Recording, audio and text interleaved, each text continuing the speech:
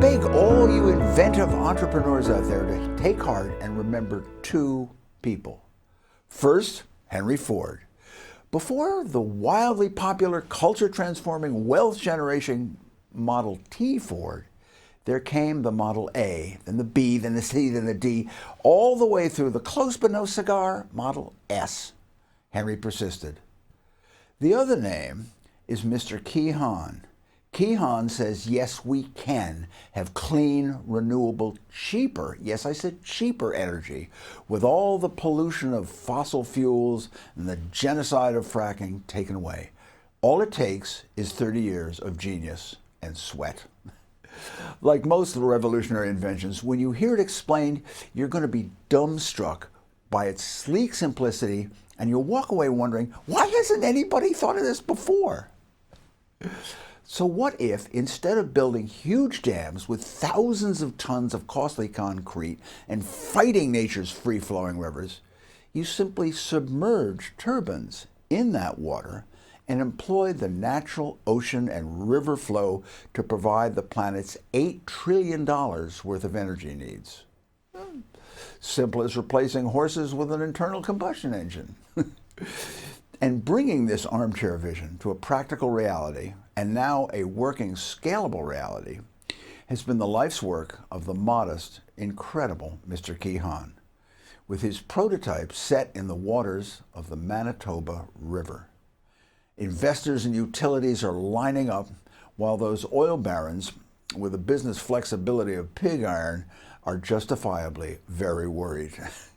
So allow me to introduce to you the gentleman who will help us all breathe a little easier and cleaner air, Mr.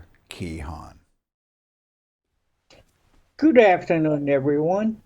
My name is Kyung-Soo Han, but my friends call me Key. I am the founder and CEO of Differential Dynamics Corporation. Thank you very much for selecting me as an honoree and giving me the opportunity to introduce myself and my technology. First, a bit about myself. When I was about 5 years old, my sister was babysitting us one day. She read a book to us about a carpenter who built a small bridge over a creek in Switzerland. Villagers loved the bridge. Men swam happily under the bridge. Then and there, I decided to become a carpenter and build machines. I became an engineer. It seems like the 5-year-old kid really knew what he wanted to. I got a job at General Electric. My first assignment was at the semiconductors department. Would you believe they were manufacturing transistors there? Well, engineering students studied transistors in WE101. At the time, it was just another subject to study, but suddenly transistor became part of my daily life. It was extremely exciting. As a junior engineer, I tested and characterized MOVs, and as a project engineer, I led a military project that was based on a recently developed transistor chips mounted on printed thin film and bonded with gold wires. Few years later, I was transferred to the major appliances business group. I became a dishwasher designer, designing engineer. I moved from the high-tech technology to the low-tech appliance group. It was such a drastic change. My manager advised me that to be successful in the appliances business, I have to change my mentality from using gold and diamond to copper and glass. He was right. The business was making big boxes with the steel plates and assembling with the nuts and bolts. Was I depressed? No, actually, I was quite happy. I really liked the nuts and bolts business. Finally, I could design millions and millions of machines for people. That's what I was dreaming about when I wanted to become an engineer or the carpenter. While I was still at the dishwasher division, it was during a lunchtime one day with the young engineers. We're discussing about speed controls. Exciting topic? Yes, it's a very exciting topic for us. One engineer said, we had motors and engines, but controlling speed was not easy. That's right. I was driving a Volkswagen Beetle. Do you remember the days when you were learning how to drive a stick shift? The gears up, grinding, the cars are jumping up and down. You have to synchronize the clutch, brake, and pedal in a panic mode.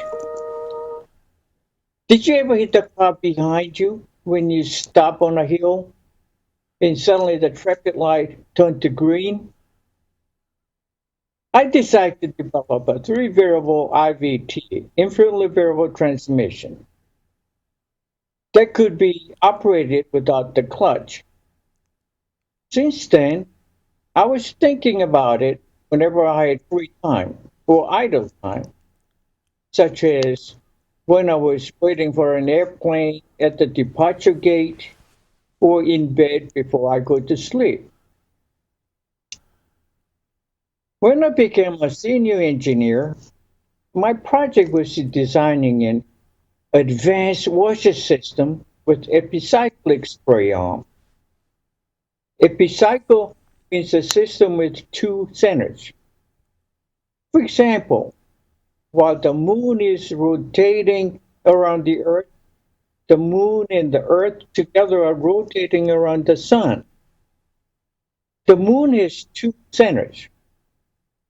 My new spray arm was supposed to rotate like the moon with two centers.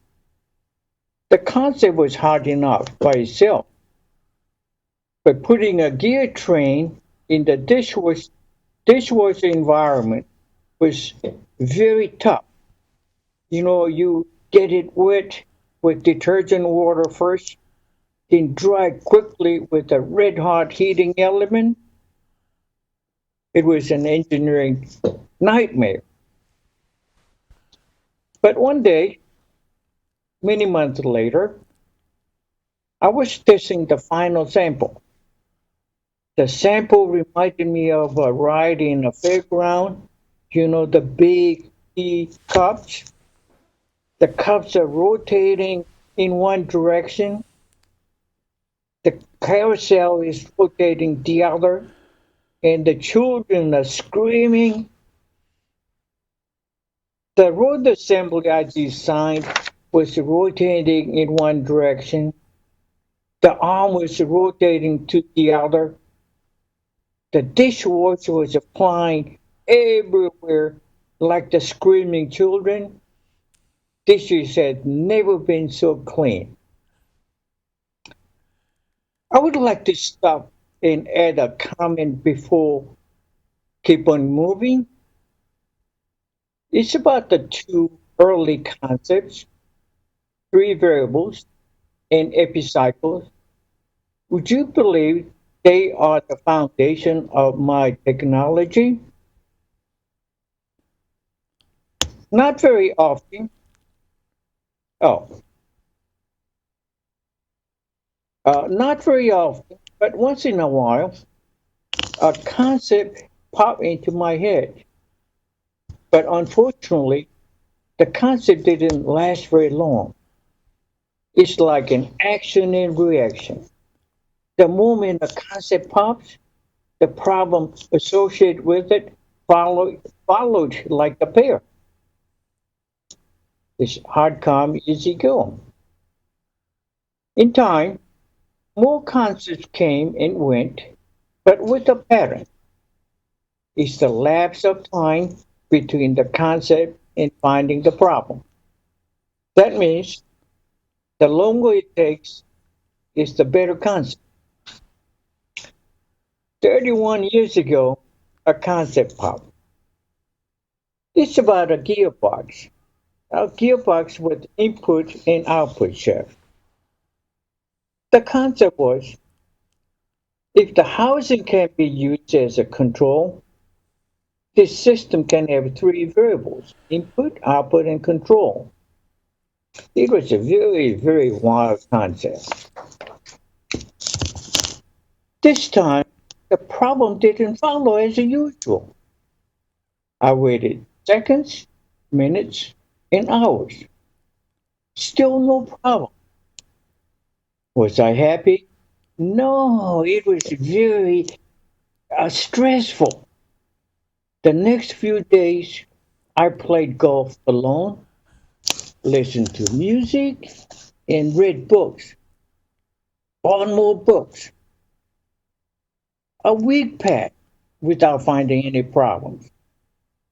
I couldn't take it any longer. One afternoon, when my daughter came from her high school, I explained the concept to her. To my surprise, she said she understood the concept and there's no reason why it shouldn't work. Then she said, Dad, I have a question. Why didn't anybody come think about that before? So many people are still asking me the same question, including Bob Jackson when he was interviewing me last month. So what's next? I said. I was thinking about the time when I was designing the epicyclic washer system. I remember how hard it was. I said to myself, if I could design the epicyclic system, a simple job like rotating the housing should be a slam dunk. I decided to develop the concept. I quit my job. Without realizing, I stepped into the world of unknown. Do you remember what Thomas Edison said? 1% inspiration and 99% perspiration. I'm still perspiring after 31 years. 2 years had passed. The slam dunk wasn't the slam dunk at all. The expenses were more than I had expected. The project took longer than I had anticipated. Sound familiar? My savings dried up. I need a job. Getting a professional job could be counterproductive to my creative work. I became a bellman. The job required a strong back and weak mind. Amazing. Also, there was a side benefit for working with wonderful people. Everyone at the bell stand had a nickname. Cliff was a motor mouth. He talked like his mouth was motorized. William was dollar bill. He knew how to beg after the bags were delivered. Actually, we are all professional beggars. Simply some were better than others. After a week, the bell guys decided to accept me as a fellow bellman. For my initiation, they gave me an official title, T, the number one son, genuine American imagination. For the first time in my life, I was accepted as a full member after a week. I was so fortunate to meet and work with these hardworking, innocent people. My parents were getting old. I joined them. I still needed a job. This time, I got a job at the country club. My job was mowing grass. endless fairway in manicured greens. The club members were playing golf, and I was mowing grass. The sky was so blue, and the air was so fresh. The outdoor world was wonderful for my creative work. I met Fuentes there. He was a newcomer to the USA. He was wearing an old pair of sneakers. Rather, they were sneakers one time. The tops and the soles were barely attached together. One day, deep in the winter, it was cold outside and the fairways were covered with snow. Our job was picking up pine cones, millions of them, from the fair so that the golfers could find their balls. When he came back to the shack, our home base, Fuentes took off his socks to wring out melted snow. His toes were purple. It was unbearable to watch. I remember my dad's boot in his garage.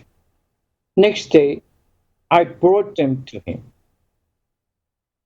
They were new and fit him well. When we came back from the cone picking expedition that morning, he took off his boots and pointing to his dry socks, he said, "No agua, no agua con hielo," meaning no water, no ice water. If my father was still alive, I'm sure he would be very happy to know that his boots kept my friend's purple toes warm and dry. Enough of my personal story. Now, a bit about my speed converter technology. Grand Coulee Dam, for example, was built to generate electricity. The dam is converting variable river speed to constant, so the constant grid power can be generated. My speed converter can convert variable speed to constant without dams, meaning dams can be replaced by speed converters. Many river turbines can be placed in a river, and each turbine can generate baseload electricity. Do you know 1.3 billion people in the world do not have electricity at all?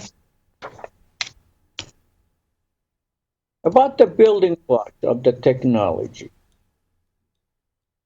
the rotating gearboxes, as I explained earlier, became my building block.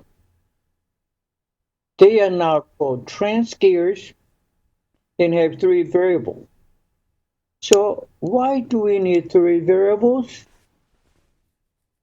For example, light thermal in your house has three variables. Two variables are used for power input and output, and the third variable is used to control the brightness infinitely. If you are driving a hybrid, there is a built-in fully introduced CVT. CVTs have three variables, provide infinitely variable speed, and save fuel. My transmissions, transgear control IVTs, infinitely variable transmissions, are not in the market yet, but have three variables, provide infinitely variable speed, and save fuel. They are an improved version of CVTs. The manual transmission of Volkswagen Beetles can now have my transmissions without clutches. All renewable energy is variable. Transgear controlled speed converters can convert variable speed to constant. All renewable energy can be harnessed with transient controlled speed converters.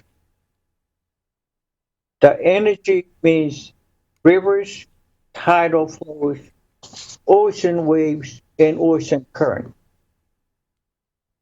But my first application will be for the river turbines. Let me summarize some major advantages. Number one, dams are not needed. No dams means low investment and short construction time. Not needing dams, many river turbines can be installed in a river throughout the length. This means more baseload. Salmon can swim to upstream. River traffic can be free. People do not have to be relocated, and ecological damage will be minimal.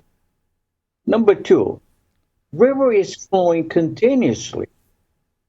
Continuous river energy generates base load. Base load means you can have electricity all the time. Generating cleaner base load means reducing emissions. Number three, it's a busy day. I'm having more calls. Number three, distributed generation. This means generating electricity without grid power. This means microgrid and mini grids. Short grid lines improve grid security. Microgrids, especially for the gridless remote regions in the world, they can have electricity and improve health without burning coal and diesel fuel for heating, cooking, and lighting. Children can have internet and help their education, creating local jobs for construction, installation, and operation. There are 192 UN member countries that can benefit from this microgrids. And my favorite, number four, technology itself. Most importantly, the one unique advantage of the technology is technology itself. This technology is a new branch of mechanical engineering, and someday the young engineers could save our ailing planet by developing cleaner products. That's my ultimate dream. Now, it's about the time to end my talk, but before I close, I would like to express my sincere thanks to Bob Jackson and the judges who selected me as an honoree, to my wife Judy and the family for their loving support, and to Al Berkeley, who has supported me in my technology for the past 16 years. Thank you very much.